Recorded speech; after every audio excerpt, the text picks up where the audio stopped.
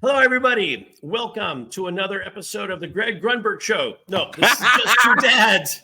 There it is. Just Two Dads with my co-host and my partner, Mr. Shawn Francis. I am Brian Altunian, and we are in the holiday season 2023, and we're talking about taking care of our families and sharing our gratitude and thanks for the blessings in our life. And if you are a caregiver, today's episode is going to be fun. It's going to be exciting. We're revisiting with an old friend, Mr. Greg Grunberg. So hang on for another great episode of Just Two Dads or the Greg Grunberg Show. We're in call it what you want. Call it what you want. We're in talks. We're in talks.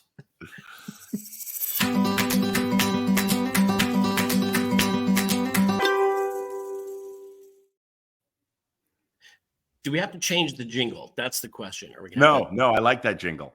The jingle's kind of nice, right? I mean, it's a jingle. It's like for a medication commercial or for oatmeal. I like it. It's like hemorrhoids. I was going to say it's some sort of rash. It feels hemorrhoids, like which is kind of what it feels like to do your podcast. I'm really excited about this. That's awesome.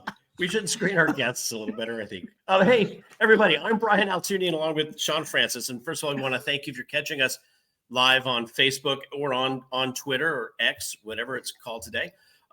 Welcome. If you're hearing us on podcast outlets, Google, iHeartRadio, Apple, wherever podcasts, you get your podcasts. Thanks for making us part of your listening day. If you're missing us live, but you're catching us after the fact, make sure you check out our YouTube channel at Just Two Dads on YouTube. And also we're going to talk about the Caregiver Series, which you can also find on YouTube. If you're catching us, let's see, on WSTX Radio down in U.S. Virgin Islands. I can't speak. Maybe you're going to fire me, Greg, after this is all over. No, you're tenured. Thanks for making us part of your day. And we want to thank in advance Mr. Sean Hall, who is our producer out in Hawaii, before we forget, because we tend to forget about Sean. Only forget to thank him. We never forget about him. So anyways, thank you. We're blessed to be here. This is gonna be great. We had Greg on episode number 79 back about a year and a half ago. We are now episode 157 of this podcast that Sean and I decided to put together to shine the light on folks who are doing amazing things to support the special needs community. And if you are a caregiver of any kind of family member, or actually any person, whether they have a medically complex issue, a disability of some kind, or they don't. They've just gotten older, or they just need additional care. Today's show is going to be special because this is really all about caregiving and our really special guests. Before we introduce him, I'm going to throw it over to Shawn Francis to say hello, and Sean's going to share a clip too. How are you? No, I'm doing great. And it's just I'm really thinking about serendipity and how they say that coincidences are God's way of remaining anonymous and things like that. Greg and I met pushing probably 10 years ago and had a conversation for about, I don't know, just a very short couple minutes. And we didn't realize till years later that our proximity to Prince was reason for being at this event while we met. And then in addition to that, finding out that we both were parents to children, now young adults, with special needs. His son Jake with epilepsy, my son Elijah with autism. And welcome back to the show, Greg Grunberg. Welcome, Greg. Oh man, so happy to be here. This is on the series that I'm doing, the Caregiver Series, and also just and you guys experience this. Anytime I can get together with fellow caregivers, especially dads, there's such a shorthand. And it's like the second I popped on here prior to going, live or whatever, it's just this hug that it's like, oh, you just get each other, man. It's so, without any like, oh, your son has autism. I'm so sorry. It's like, I'm so sorry. That must be rough. Yeah. It's like, that must be hard. Yeah. Or how do you do it? You're amazing. You're the greatest. What a hero. It's like, you know what? We're just trying to do the best we can, and we're doing it day by day. And by the way, everyone's a caregiver, really.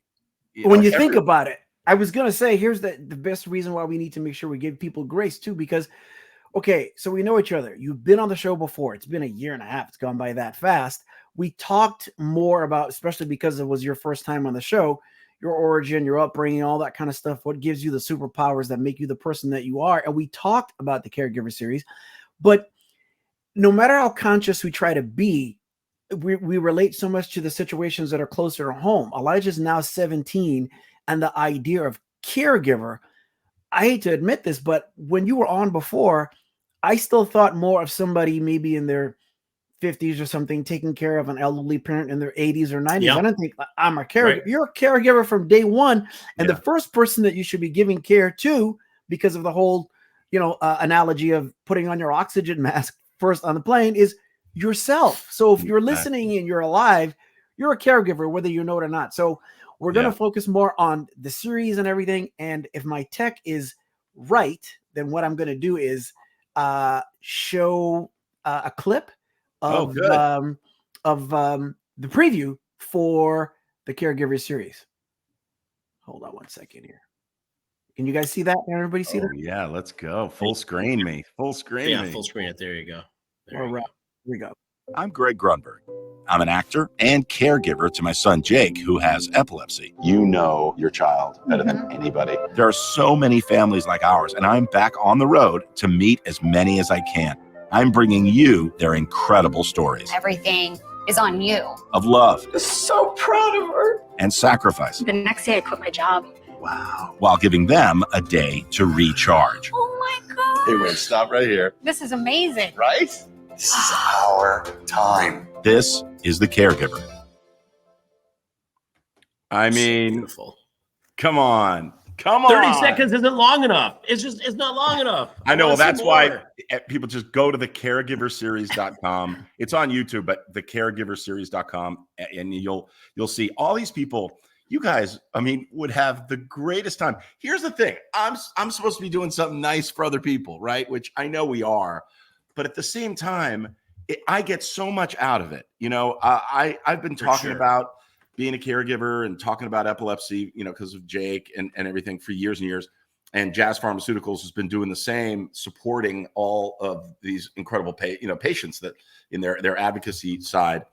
And they came together and we came together and they were like, well, look, why don't we travel the country and do a real show? Like, there's a real budget attached to this. It's not show business budget, but it's really great. And the crew we put together is great. Everybody has compassion and we care. Because, by the way, if we came into your house, guys, because I want to turn this back on you and find out what your self-care is and how you guys share your time. We have so much to talk about, but it's a little trickier going into the house of where there's someone who has special needs than when they're not. It's not like you can spend all day. You need to be surgical about your time and just boom, boom, do what you can, involve the whole family and everything.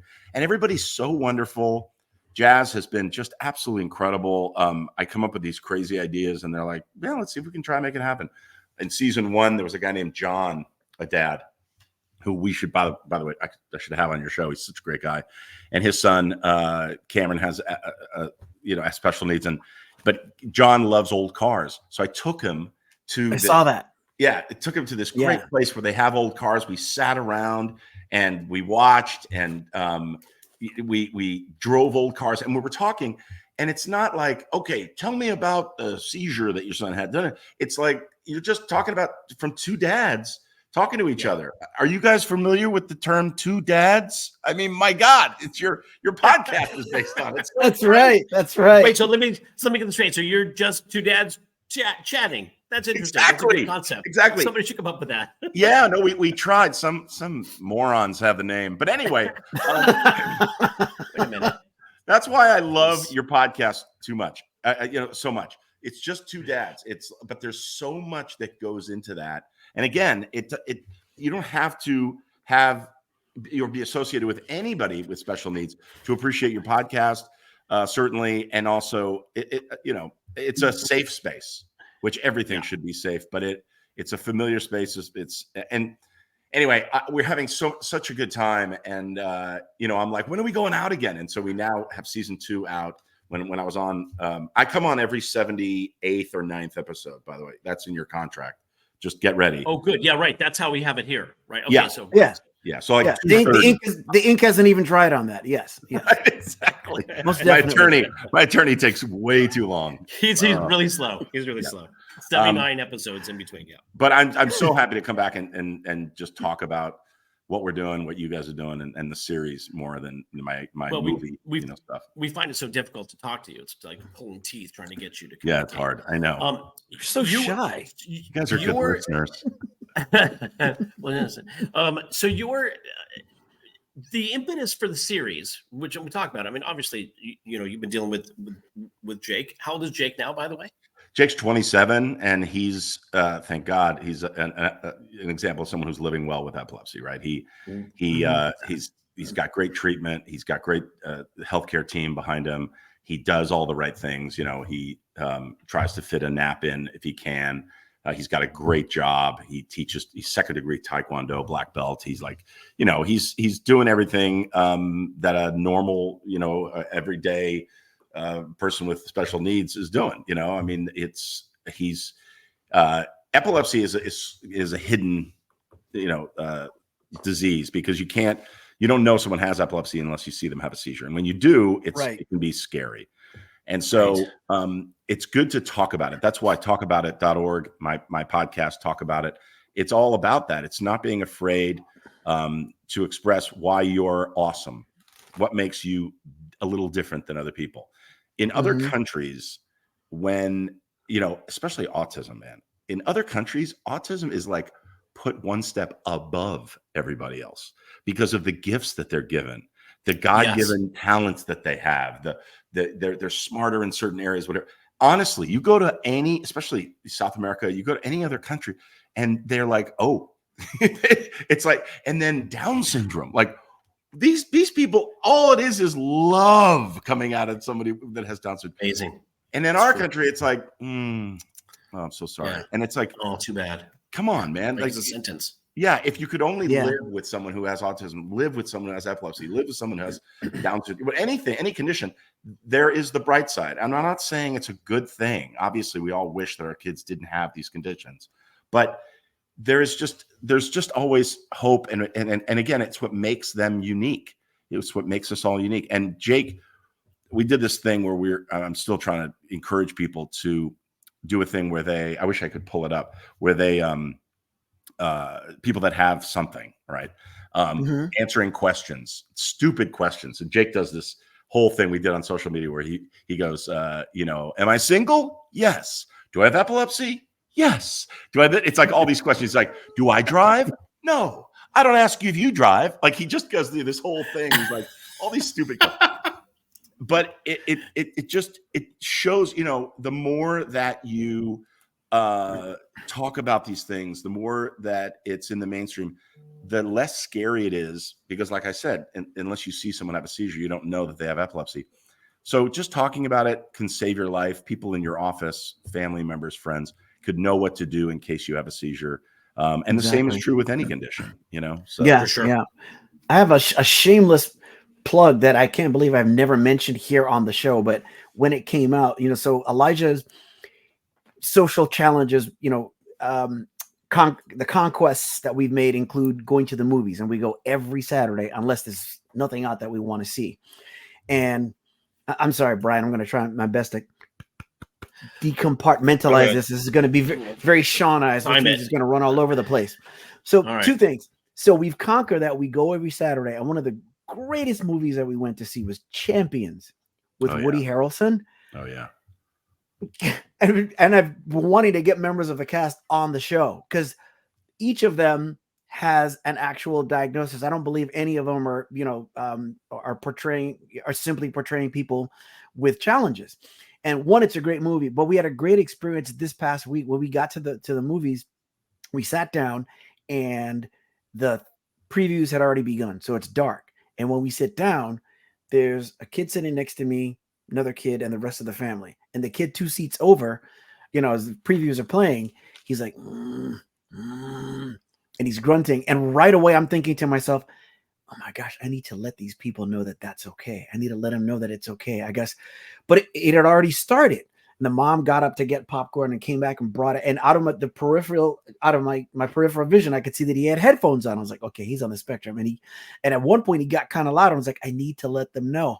And at one point he was, and Elijah was like, just mumbling. And I was sitting in between the two of them. And I was like, damn, that just sounds like music. I need to let them know. I need to. And when the lights came up, I turned to them right away and I said, excuse me, this might seem like a silly question. Is your son on the autism spectrum? And the mom goes, oh my gosh, yes, we were trying to. And they noticed Elijah rocking in the chair, and they were like so relieved, so overwhelmed. And we just hugged it out. And I was like, I know that you guys aren't sitting at the very last row just by chance. I know you chose that. Yeah. I didn't know that you guys are sitting there looking at the credits. Yeah. You know what, Shawn? You know what's funny is that, like, so you were able to see something or hear something. There's so many people that are watching this right now that have somebody that has that's on a spectrum, or has seizures or whatever. They're, because of what I do, I get people. It's like that Fight Club nod. They're like, oh, I'll be in an elevator. Yep. And it used to be Heroes, Star Wars, whatever, like, hey, whatever. Now I'm telling you, it's 50% my career, and 50% people just going, thanks for what you're doing. Epilepsy go ahead. In particular, it affects over 3 million people in the US alone. 65 million people worldwide. Huge. I've learned so much by revisiting your last visit with us. And when we started the show, we're like, it's just perspective of a special needs dad, or special needs is actually beneath the main topic of what we do, which is just inclusion. There's this thing amongst Black people in particular. If you're in an environment where, it's, not predominantly Black, and you see a Black person across the room, you're kind of like, and you nod your head. So the same thing takes place, whether it's, it's special needs. It's just the idea of being gotten. You're like, oh, you got a pair of those too. Yeah. Exactly. I've had to live my whole life with being this handsome. And so when I see someone this handsome, like stunning, like when you can't take your eyes off that's got to be tough. It's hard. It's really hard. Sorry. And talk to me. Yeah, got it. And a lot of people will say to me, they'll be like, how do you do it? How do you do it? You just have to live with it. I get that a lot. I mean, what can you do? Hey, it's underappreciated though. Go ahead. Thank you. I was just gonna not really switch topics, but because you brought it up, the fact that for those of us who live in the Southern California area, a lot of us in the entertainment industry or peripherally involved in the entertainment industry, it affects a lot of people. A lot of folks have been out of work for a long time because of the strike, and now they're kind of back to work. You have been working, you've got projects, we've got obviously your series, you've got a documentary series. Talk about the stuff that you're doing, and thank goodness everybo's back to work. Yeah, I mean, it's such a it would come at a better time. Yeah, for sure. And we're voting to hopefully ratify, and put forth the new contract, because we deserve it. We earn it every day, every time we work, and it's just fair. I mean, our contracts were so antiquated. And especially the one we were living under. Anyway, we can get into that's a whole other subject. But I was really lucky in that I have a podcast talk about it. I have the Caregiver Series. A lot of times I get asked to go to different events, and with Jazz, we'll do stuff where I'll make a video. So it'll be a big walk somewhere for epilepsy, and on the screens on the Jumbotron in the stadium or whatever, I'll come on and go, hey, I wish I could be there, whatever. Well, now I was able to be there. And so I'm not saying I wish another strike. I was on Heroes, if you remember that show, Heroes, and there was a strike. So look at that. Look at that. Oh, look. Get a little thumbs up. That's cool. Hey, watch this. Hey, guys. Yeah. Okay. Just using you guys have to catch this on video because it's awesome. Keep going. Yeah, this isn't me, by the way. This is AI. I'm not even here. Yeah, right exactly. No, but so this gave me the chance to go to some of these events and be there at some of these galas and help donate money, and my band. Certainly, I have a band called the Action Figures Band, and we've played Comic-Cons and events where we weren't allowed to actually speak. Like during the strike, we played the big Star Trek convention in Vegas. Yeah. We were on stage. I did a panel and I couldn't mention Star Trek. I couldn't mention Star Wars. Isn't that insane? It was insane. Wow. Yeah. And nobody could promote these films. What's that? Nobody could promote films, couldn't talk about anything on these shows. No. And by the way, remember at the Halloween, this is where I differ from SAG. I'm like, they said, don't wear a costume that that promotes promotes or is from a movie. I'm like, come on, like now we're getting a little ridiculous, but I understand the sentiment, and it worked because they wanted to get the writers' strike ended before the high holidays, for Jewish holidays, which was awesome. And then now it's award season, so they were like, you need these faces to promote your stuff. I'm not talking about me. I'm talking about like the Brad Pitts and the major celebrities that are at these events.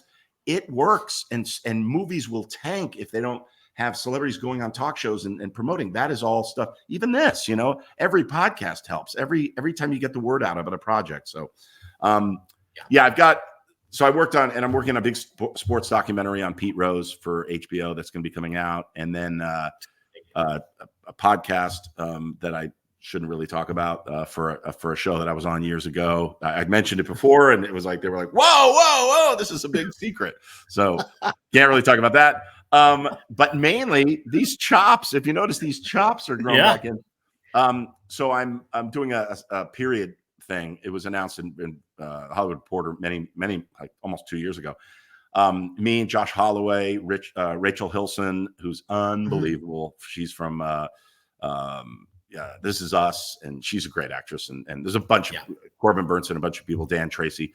And so we're doing this period thing. We started shooting in New Mexico, and we got 3.5 episodes in, and then the writer's strike hit. So, the actors went on strike. So we're down, and now we're back. And so I had to grow these back, and I'm see, for those that are listening on Apple or whatever, and they don't have the visual, they're not looking at it after the fact on YouTube or whatever. Yeah, Greg's talking about his sideburns. When he first came on, I was like, hey, do you have a role coming up where are you playing like Cornelius Vanderbilt or something? Like, what's going on? Exactly. No. Although I do like the way they frame my face. I do like that. My wife, she cannot wait to shave them off, but I don't like sitting in the makeup chair. The less time I can get, spending in makeup, the better. And if I didn't have these, I'd have to glue them on, fake ones, every day. So I'm going to go back, which is just as big of a pain. Shoot another 4. But you can keep them, and your next role could be a 70s period piece. Well, that's what this is. Yeah. No, this is 70s. It takes place in 1971. Oh, so it is 70s. Okay. Oh, yeah. No, this is 70s. 71. It's called Duster. And Josh Holloway plays a guy who drives a Plymouth Duster. And that's hilarious. He's involved with the mob. I'm the head of the FBI in Phoenix in 1971, and a very racist Phoenix in 1971. And Rachel Hilson is this African-American agent who comes from another state, and she's faced with all this. It's so well written. It's so good. It's Bad Robot. It's LaToya Morgan is the showrunner on it with J.J. Abrams, and it's awesome. Beautiful. Yeah, JJ is amazing. Yeah, JJ does. You and JJ have been friends since childhood, right? Because you've done a lot of JJ projects. Yeah, and ever since we were 5, he's my best friend in the whole world. And talk about like caregiving, right?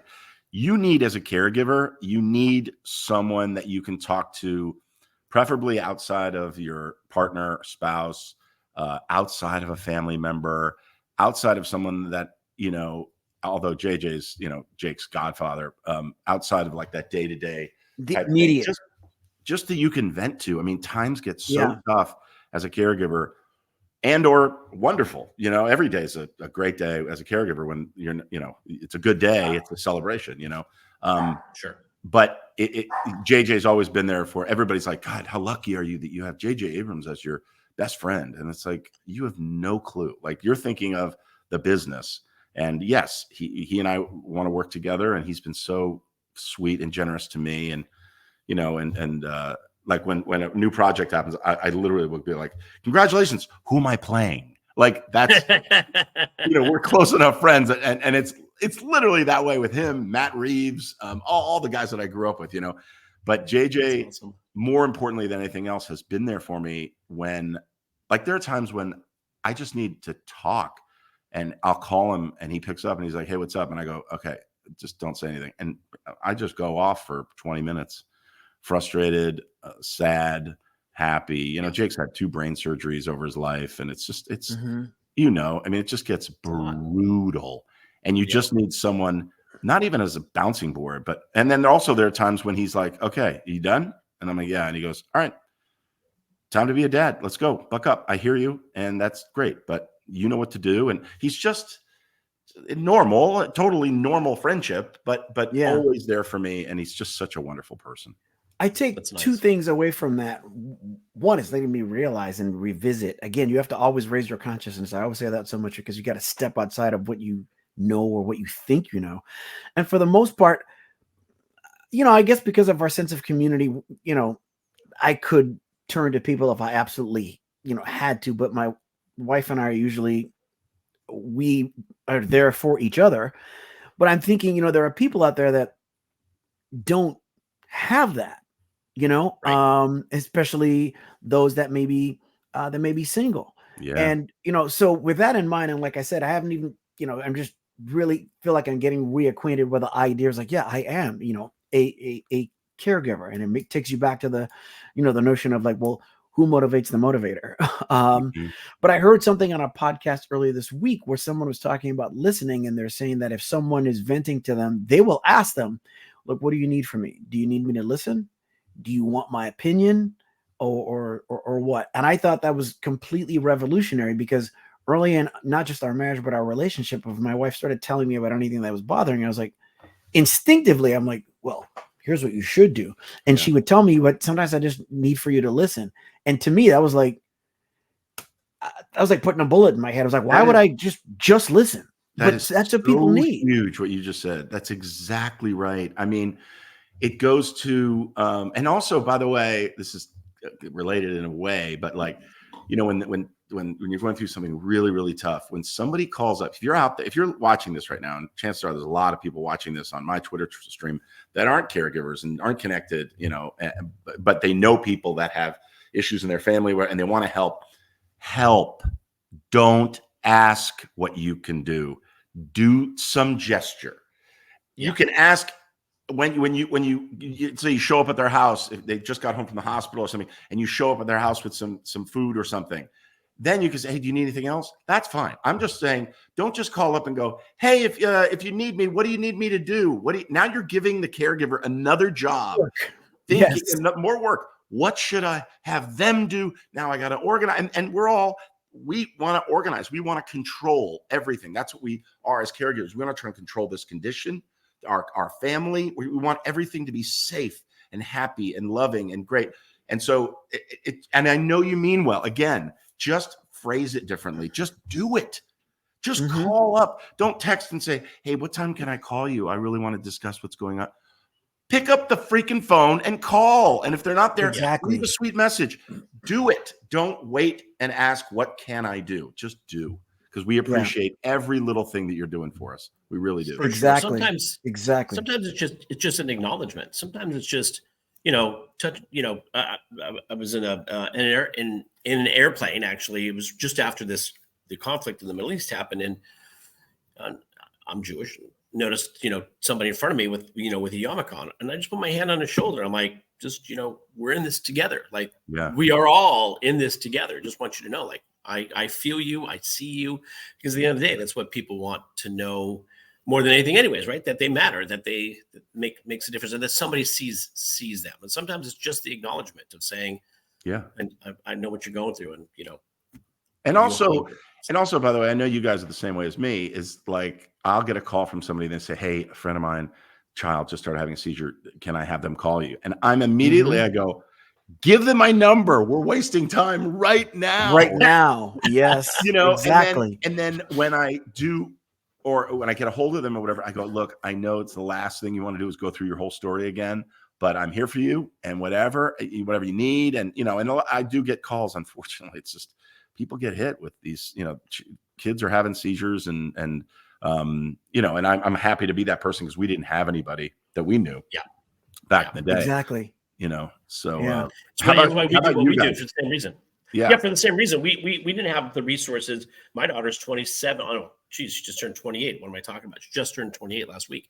We didn't have the resources that are available for families today. And so that's one of the reasons why Shawn and I wanted to do this podcast, was because we realize that people need just to know that they are not alone, that there are resources out there that are available to them. And 90% of the time that provides enough relief that people can then start to think clearly about what there is to do. Because in the moment of, of that sort of traumatic experience of diagnosis or something happening, your child having a seizure or something, you're just being, and what you're being is nothing but confusion and fear and all of those things. Exactly. And when you have that being, you don't know what to do. Yeah. And so once you can kind of get a little clarity and you can get some calmness, then your being is clear. And I'm going to do a shameless plug for a friend who was just on our latest podcast, which is, if you go to talkaboutonvideo.com, if you could bring that up. Thank you. Talkaboutonvideo.com. You'll see like this. You can see the podcast, talk about it. And our latest guest was this incredible, she's mom, Kelly Coleman. Coleman, yes. Oh, we know Kelly's been on our show. Kelly's been on our show. Yeah, yes. Kelly's a friend of the show. Kelly's talk about a plug. Kelly's going to be back on the show. Yeah, go ahead. Greg, share that experience you had with I just want to plug her book because you can pre-order it now. I was about to do that. Yeah, that's what she's going to come back and do. The book has the longest title of any book. But, everything you wanted to know, but everything no one ever told you about raising a child with disability. Or someone with disability, something like that. She was on. Go ahead. Yeah, but Kelly, Kelley, Coleman, Coleman. All I'm saying, I'm just bringing it up because Brian, you brought up, we don't know. You're like, you're thrown into this thing. You're like, I heard people are on the spectrum. I heard people that have seizures. I heard this, that. What do we do? She has put this book together of resources and support and places to go and things you need to think about, and not right away, but it's a checklist of things for individual education plan and talking to your lawyer and getting all the things in order that you need if you're raising someone with disability. And it's great that she did that. Oh, there we go. Everything no one tells you about parenting a disabled child. Yeah, and Brian may not even know. I had the pleasure of being a contributor to that book. Oh, awesome. And the checklist, and what I did is I gave some, my own input and everything like that in between the checklist.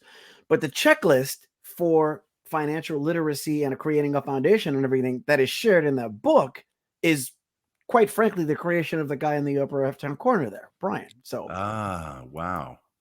Yeah. And so she's going to be back on the show because she's now in, it can be pre-ordered. And she's like us in that she's just got this whole, how can I shine a light on somebody else? And between you and her and me having this realization of what this show is really about and inclusion, I started to go down this path, which we're going to begin to explore. And I think it's going to have a shift in not only some of the show, but our business and financial services and our mission, which is, what is the impact? This is going to hit people. It's so simple, but I don't know how many people think about it. What is the impact or life expectancy of a person who's a caregiver? Because I began to think, I wonder how that impacts things. So I Googled it and I saw a well-credentialed study that says that as a caregiver, as an individual with special needs, one's life expectancy is reduced by 8 years. Wow. Now, when I Googled it within the same search, I saw well-credentialed studies that said, and this was interacting with people that were caregivers, that said that being a caregiver adds longevity to one's life. So what does that tell you? It tells you several things which we talk about all the time, which is that anything that affects the general population affects those of us in the special needs community 10 times more. Yeah. And if you're not a member of the community, you're going to be just by virtue of, old age. Yeah. And then number two, we can't control what happens to us, but we have full control over how we react to it. And so based on that, there's people that based on the diagnosis, their environment, the support or lack thereof, their lifetime is probably, stress adds to, physical ailment. So you could see where it might decrease one's life. But if someone feels like, I don't have any pity, this gives me purpose caring for and loving for my elderly parent, my child, whatever have you. You and a parent maybe have closure where you had friction in your younger years or something like that. And because of the value that's added, it adds years to one's life. So it depends. So what does it say? It says that we need to make sure that, we acknowledge the fact that we're here for a limited period of time and we make the most out of this life that we have. Yeah. And also, you also just reminded me how special it is that we're able to be a part of this community. It's incredible. A lot of times you'll talk to people and their parents of a child with disabilities, and they say, oh man, you just live every day and it shows you how important life is and just to appreciate everything. Okay. So now you're a part of a group of people that understand that to their core, and we all get it. And what a rich, wonderful community to be a part of. Again, I'm looking at the bright side, but it is a massive bright side. It illuminates this whole journey for us. For me, for Elizabeth and I, just to know that there are other people out there that are going through similar things. And again, you're not going to find a mirror. We talked about this last time I was on. You guys, you'll never find somebody who's going through exactly the same thing. On the show, we tackle rare epilepsies on the caregiverseries.com. We go to, these are all rare LGS and all the TSC and all these different conditions. It's what's interesting in the world of epilepsy is it's happening it happened with cancer. It used to be, oh, you have cancer. And it was just this umbrella term. It wasn't even an umbrella term. It was like, you have cancer. Now there are 15, 16, 18 different types. And because of that, they're able to find cures or better treatments or whatever for all these different people. The same thing is happening with all different conditions. And the term rare disease, everybody wants to be now part of that rare disease group because of how the government is, providing funds for all these groups. There's a big emphasis on rare diseases. And we all know, the three of us, what the meaning of that is, and that it can affect so many people. It used to be a rare condition. You're like, oh, there was only 100 people in the country that have ever been affected by that. That's not what we're talking about. We're talking about millions of people that fall into a rare disease category. So that's something, if you watch these episodes that we've done, that's something you'll learn every single time. And it blows me away. I just learn about all these conditions. We've put it up on the screen again for those listening. It's the caregiverseries.com.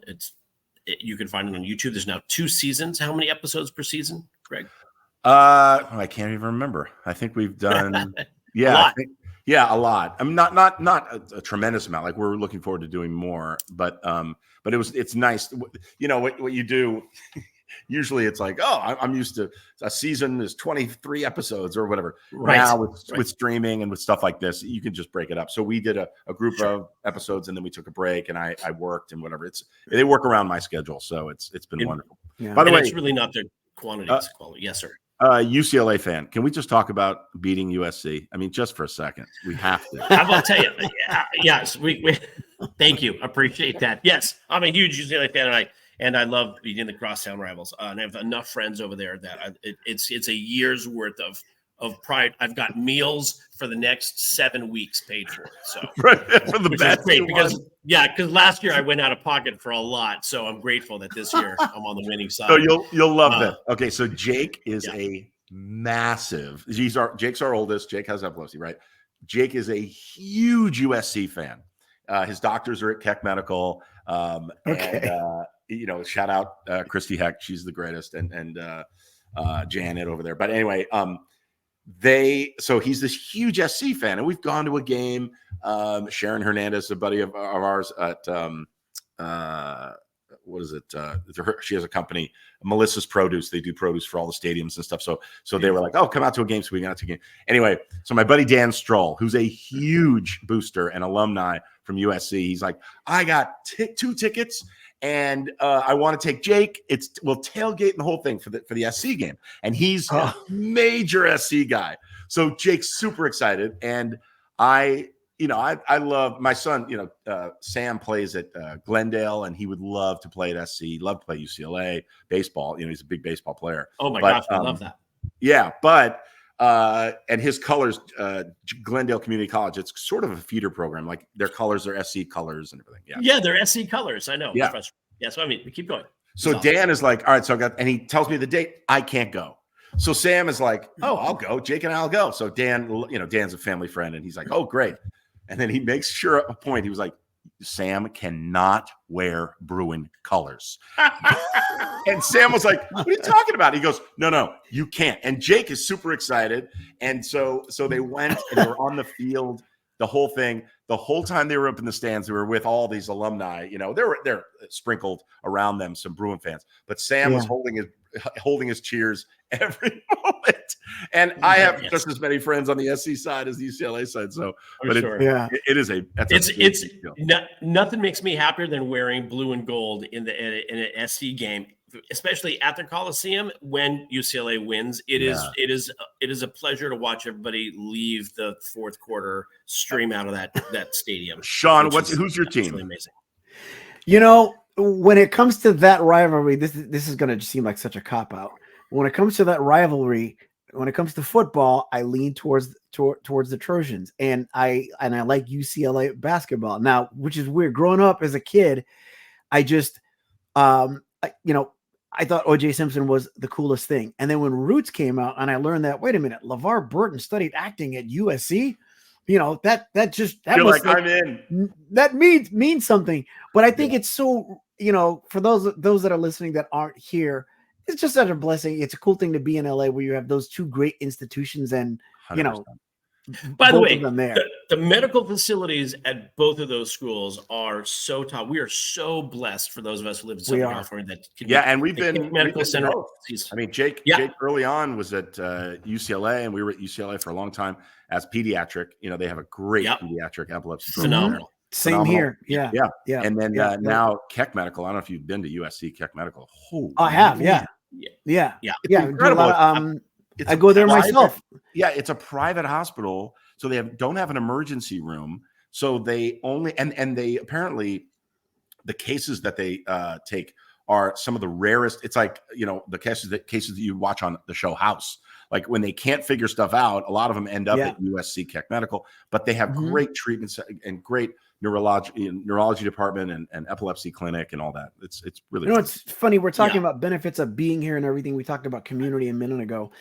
And so there's sort of a message I'm going to get to, which is that you need to figure out what's best for you, whatever area of life we're talking about, and go pursue it and see how it works. Because there's a lot of people we've heard about migration from California. And I know someone that I met at a networking event years ago. She and her husband and children are moving to, they just moved to Colorado. And she said that one of the reasons they were moving, and she's originally from Arizona, but she said that one of the reasons they were moving is because, of a place to raise a family, blah, blah, blah, and a sense of community. I don't know where her husband is from. And I got to thinking, I think I might have some sense of community anyway, but because of Elijah's diagnosis, there's a sense of community that we have that I would not otherwise. Yeah, that's exactly what I was saying. It's wonderful. To that point, I'm just going to say it's an exclamation point to what you were saying, Greg. The thing about our community is it's love, it's empathy, it's just care, it's an awareness. It's as close to being, again, without getting too, over the top, as close to being to what God has designed, to what Jesus designed, to what, Allah's, the aspirational goals that people have for the gods in their chosen religion which is always to serve, which is always to be of service and to care for your neighbor, care for your loved ones. And this community is that. Shawn and I are blessed because we both get to sit on boards, contribute to books and whatnot, and obviously do this every week and talk to amazing people like you. The boards that we sit on are organizations that are just, they really are selfless places for rest, respite, care, growth, evolution. And also as a caregiver, don't you think that it satisfies that need for purpose and control? There's so much that's out of our control, especially with seizures. I'll tell you, it's like, living in California, right? We know that there's an earthquake coming. We just know it. And look around, like all this stuff, all this crap that we all carry and have in our house, right? The bookshelf behind you, Shawn, all that stuff, even though it's a fake background behind Brian. It's a real bookshelf though. Your green screen is going to come tumbling down, Brian, Be careful.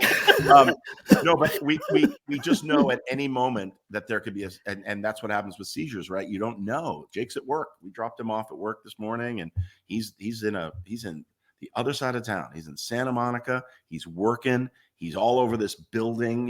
He's doing stuff, and I just worry. I think to myself, okay, the stairs are metal and cement, and he's got, everybody there knows about epilepsy. They know what to do in case he has a seizure. But if he has a seizure and he falls, he's going to hit his head. And the hitting of the head is the damage. Let's get this out right now, right? If you see someone have a seizure, never, ever stick anything in their mouth. If you see someone have a seizure, it's not going to all of a sudden be, some of them are drop attacks, but you're never going to see someone just go, and boom. Right. It's gradual. It's gradual. They're going to. And the tongue thing is a myth. Tongue thing is a myth. You can't choke on your own tongue, but also like their head might bob a little. They might ignore you. Go over and give them a hug. Take them down slowly to the ground. Let them go down. Put them on their side. Put something soft under their head so that they're not. It's common sense. They're not slapping their head against the ground. And put one leg over the other so that they don't roll back on their back, because on your back, even a little saliva, you could choke on. So it's common sense stuff. But anyway, what I'm saying is like there's so much out of our control, but being a part of our communities, sitting on a board, doing charity, helping others, literally just that little old lady that's next to you, that lives next to you or whatever, be a good neighbor, help people, doing something. It's empowering, man. And let's define charity right now, because I have friends that are like, oh, I do so much for charity. And I'm like, and then they put it out on social media, what they do. That's not charity. Check. Yeah, that's not charity. Getting recognition is not charity. Doing something for others where you do not expect to get anything in return. That's charity. And that is the best feeling in the world. When I go out and do this stuff, when I hear from people, I wish, honestly, I mean, as much as I love acting, and yes, I know you guys are going to say you're the greatest actor in the world. Okay. No. But that's what I was thinking. No, but as much as I love everything that goes along with what I get to do, I'm so lucky to be able to do what I do. My most satisfying role and my proudest project is the podcast, is doing this with you guys, is the Caregiver Series, is anything that's how we feel. Yeah, that just affects other people. It's exactly if we could do this and this could be our living, oh man. And if you're watching nothing else. Yeah, and by the way, if you're watching this right now, or if you're listening to this is not our living. This is not how we make money. These two guys especially, are wildly successful in business, but we make time for this. And again, imagine if we could make all the money in the world doing this. Like I get so much satisfaction, man. It's just awesome. We were talking about that earlier. I was thinking just the other day, I don't know why, it was very random. I've seen Magic Johnson on a couple occasions, actually one or two, playing basketball. But the lasting image of him that I remember when Hurricane Katrina hit. We were living in Reseda at the time. Mm-hmm. Those that are not from LA, that's the San Fernando Valley, suburb of Los Angeles. And when the hurricane hit, there were donations that were being accepted. And I don't remember if I knew that he was actually. I had to know that he was involved, because he had his theaters then. And so there was a drop-off point at the Magic Johnson theaters over on Crenshaw. So I took a bunch of clothes over there. And as I pulled up, he was at a truck taking stuff off, like, come on, hurry up. We got to keep moving. Just loading stuff up. Just a dude in a polo, some shorts, and sneakers, just taking stuff off the truck. And I was like, that's more inspirational than any no-look pass, man. Right. Any of this. The guy's one of the most successful business guys in the history of anything. I mean, he's so successful. I agree with you. The stuff that I see him do for other people, and to help other people and help understand, HIV and AIDS and everything he does. I mean, that's just one tiny area that he helped. Exactly. But I mean, that inspires me more than anything. And anybody can do that. That's the thing. Sometimes we get into, well, when I get rich, I'm going to do so-and-so. Yeah. I've said this on the show so many times. I say it in so many posts, service to others is the rent you pay for your room on earth, in the words of the great Muhammad Ali. That's just, it's everything. It's why we're here. 100%. Yep. You're right. You're right. Man, For you know, sure. I thought I was an important guest. Muhammad Ali is probably my biggest hero in the world, and then Magic Johnson. All right, you guys put me in my place. I got it. We'll quote you one day. We'll quote you, Greg, one day. I'm not sure I how held the door open for a woman at the donut shop yesterday. Okay, That's value. That's Good huge. deed. And I said what Magic said. I'm like, come on, hurry up. They're hot. Yeah, let's go. I don't have all day. A curler, please. Let's go. That's awesome. What do you guys do? By the way, what do you guys do when you hold the door open for somebody and they don't say thank you? Listen, you know the question that we ask at the end, which is always, you know, a belief that you once felt strongly about, no longer believe to be true. It's funny you say that. That's one of my best examples, because when I worked in corporate America, I worked in customer service and health insurance and sales and stuff like that. And I would hold the door open, and if somebody didn't respond, I treated it the same way as if I said hello. Because coming from the Caribbean, you know, small island, people are like, good morning, good afternoon. You acknowledge people. Yeah. So when I would say something and they would walk by and not say anything, I'd be like, and my teeth would turn to powder because I'd grind them just like in anger. And then I'd eventually look, yeah, man, this ain't the opening from the Jeffersons. I'm not the doorman. I don't work here to hold the door for you. And what I did is I went from that to, hello, thank you, you're welcome, saying it to the point where I was like, wait a minute, I'm not holding that door open for me. I really am holding it open for them. So if they don't say anything, whatever. And I just kind of chuckle and I walk away. And it took years in between those things happening. So if I do that and no one does anything, the most I do is just kind of like, okay, whatever. I have a new. I want to hear you, but I have a line that I say now instead of "you're welcome." But go ahead, Brian. What do you do? No, I'm going to say, you know, I was involved in a series on A&E called Random One, where the two characters did random acts of kindness, and the thing that I learned as wait. That was one of my favorite shows ever, Brian. Ever. We'll have to have a conversation. That's amazing. What happened to that show? I loved it so much. One season, right, Brian? So one season. So let me tell you what I learned, and then I'll answer that, Greg, because what I learned was your role in this world of service. You just blew my mind, Brian. You just blew my mind. That's awesome. Is to open the door. What happens after opening the door is not the lesson. It's the opening of the door, because so few people open the door for others. Now, if somebody chooses to step through it or not, that's okay. But the ripple effect that you have in the community by the act of opening the door, by extending a hand, can I help you? What can I do for you today? Yeah. That is the magic. It doesn't matter that the person that you held the door open for acknowledges or not. There may be some child over there that sees you do it and learns a lesson, or somebody who had the door held open for them at some point and didn't acknowledge and now wants to. Whatever it is, the act of opening the door is the magic. Yeah, and we can't control it anyway. For people that don't know, we've got to just say, Random One was a show where, like, I remember the vivid thing for me is, like, you see a homeless person standing on the median, and you pull up in the left lane, you're about to make a left, and there's somebody standing. You guys did this a number of times, but this one, and you pull up and you go, hey, excuse me. And you see this on, I have to say, you do see this on YouTube now. People are trying to get likes and stuff where they'll help a homeless person or give them a job or do whatever, give them food or ask them for $1. And if they give $1, then they give them $500 or whatever. It's awesome. If Random One started that, I just remember when Random One happened, I was blown away. I was like, wow, look at this. Every one of these people are human beings. They have a story. They came from somewhere. They didn't just appear filthy on the street, desperate with mental illness or a drug abuse problem, or just society put them there and they need a break. People need help.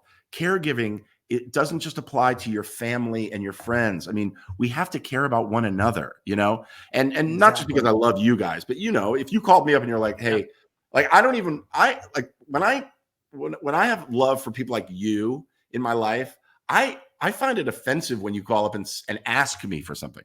Like, Shawn, you call up and go, hey, I need you to do this and this and this.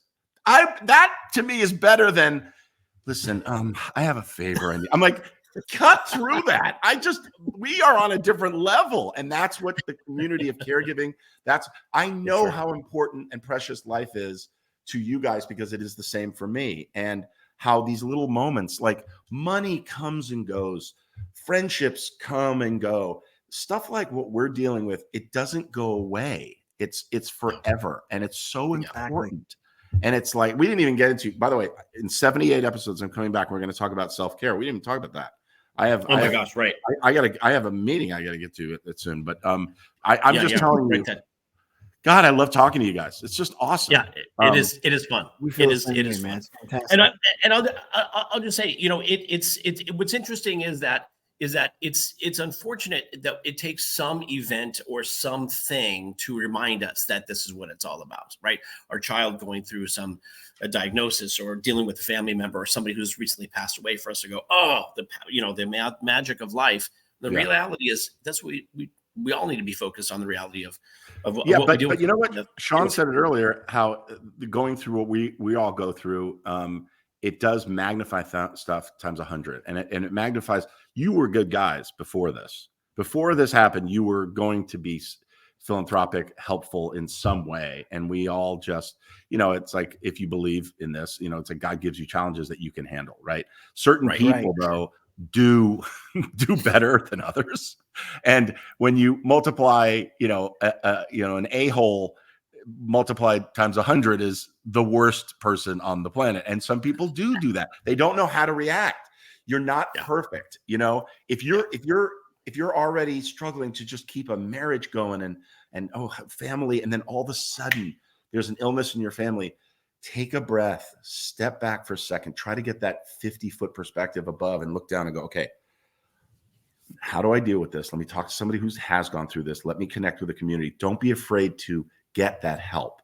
You know, that's another thing is, a whole other episode is talking about being a dad and you have to be strong, and Shawn, you just touched on it. You know, like me and my wife, I turned to my wife. Yeah, but I'm there for you, dude. I am there for you. You're going to need to be able to call up and go, and whatever. And you don't want, like your wife has a certain perspective because you guys have, and Brian, you have stuff going on. Me too. Like I do need to call JJ. I do need to call a friend and go, what do I, it's an outside perspective that doesn't have skin in the game immediately in your day to day. Exactly. Yeah. Exactly. That's why Shawn calls me usually during those.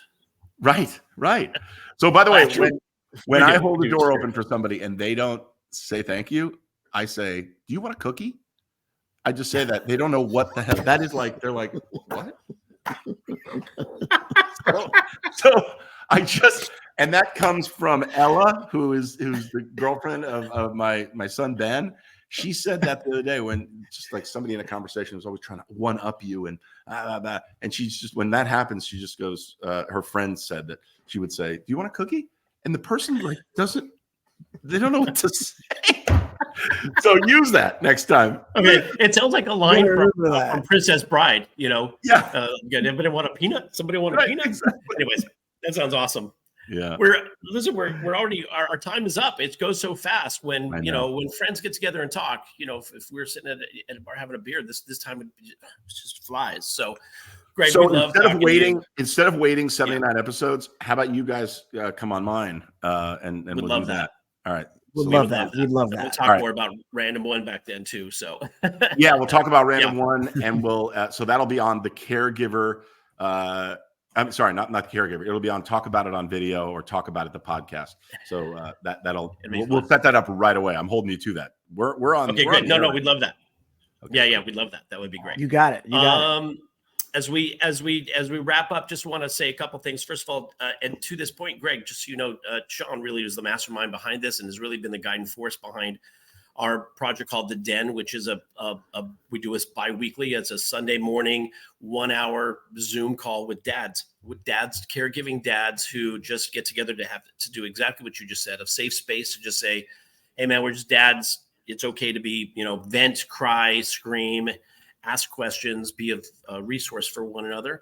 We do that every other Sunday, again, for about an hour. And that there's a link on site and on the show notes for people if they want to sign up. It's free. It doesn't cost anything to just join our Zoom. We also want to thank Billy Footwear, who does amazing adaptive footwear for folks where putting on your shoes, the basic aspect of putting on your shoes, a challenge. Billy Footwear has created this amazing company and amazing footwear for folks. And so if you click on the link on our show notes, you get 10% off in addition to whatever sale Billy's got going on. So I want to thank them, everybody who's listening, and the folks who contributed. My daughter, by the way, Joe, has been watching and has commented to say hello as well, Greg. And so she's been sending me notes. Oh my God, I know who that is. Oh, please tell her I said hello. That's awesome. I will. Yeah, that's Joe Leah. That's my daughter. And again, as we wrap up the show, I'm just going to say really fast. I always end the show by saying empathy and love. Always, you never know what somebody's going through. So please, again, be empathetic and look at the world through the lenses of love. The world looks like a completely different place if you start looking that way. And on that, I'm going to throw it to Shawn and Greg. Thank you so much for being who you are and all the contribution that you make, for being on our show, but also what you do, who you are in the world is so important for us. So thank you. Thank you. Thank you for having me on. Appreciate it. Just Shawn. Man, I'm so grateful for the platform, for the opportunity.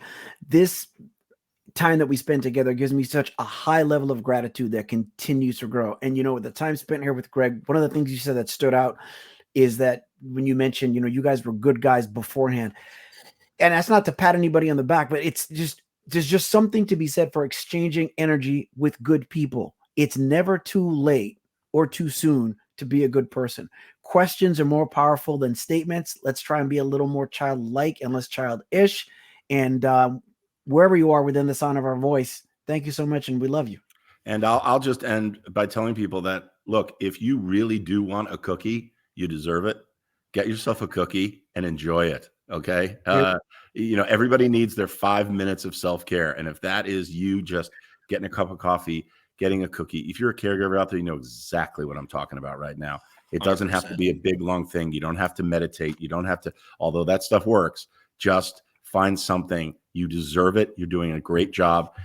Grab that rearview mirror, rip it out of your mental car and throw it away, because what's behind you is not in front of you, and nobody's perfect. Just keep doing what you're doing. And we're all proud of you, and we're all part of it.